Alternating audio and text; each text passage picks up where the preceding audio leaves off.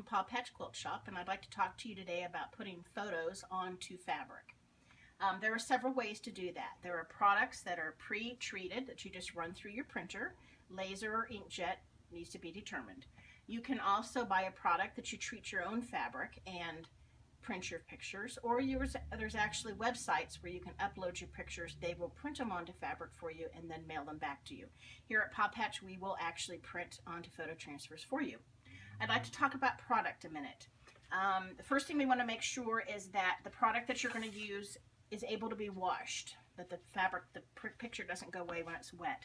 We also want to make sure it's a product that is very clean on the edges so it will go through your printer. A very thin backing that'll go through your printer. And also a good quality fabric. When you peel this off, you want to make sure that it's not fraying and tearing, that you get a nice clean piece of fabric ready to do your photo transfer. Okay, you can have your pictures on your computer.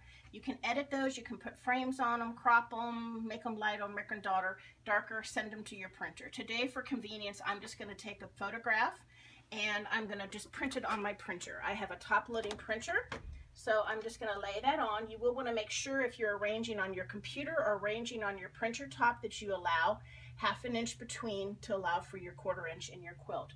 So I'm just going to place mine in the center. I know that on my printer, the top left corner is my registration for my 8.5 by 11.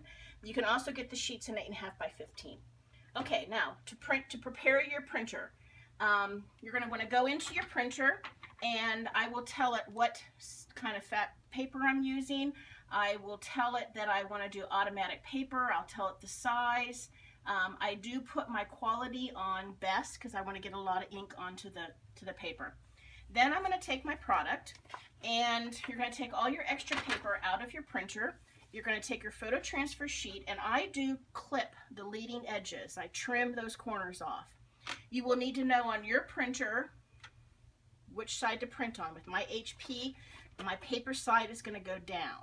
Okay, so I'm going to load this in. I've taken all my extra papers out. I do want to put only one photo transfer sheet in at a time because it will have problems picking up one sheet. Close that up. I'm going to go to my printer and I'm going to print. So once you have your printer ready to go, we're going to go ahead and just print.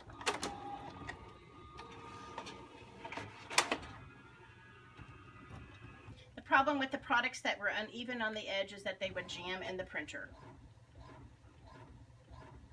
It's going to take a little while because it's doing best. So there's going to be ink on it. The nice thing about the products, there is an instruction sheet on how, once you've printed, how to take care of your fabric to prep it to go into a quilt. You can rinse if you want, or you can heat set. The rinsing just gets any excess ink that hasn't set. You are going to let this set, though, at least 10 or 15 minutes before you stack. The product recommends this particular product, which is Electric Quilt, which is our preferred product, suggests 3 to 5 days before you put it into a quilt. And here comes our picture.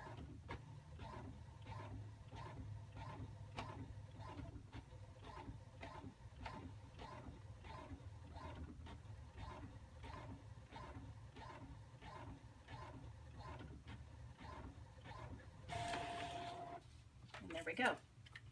So now we would let this dry 3 to 5 days. It could be the back peeled off then, it could be rinsed and then be dried. Hang it up and dry, don't put it in the dryer, and then put it into your quilt. If you have any questions, call us at Paw Patch Quilt Shop or reach us on the internet. Have a great day.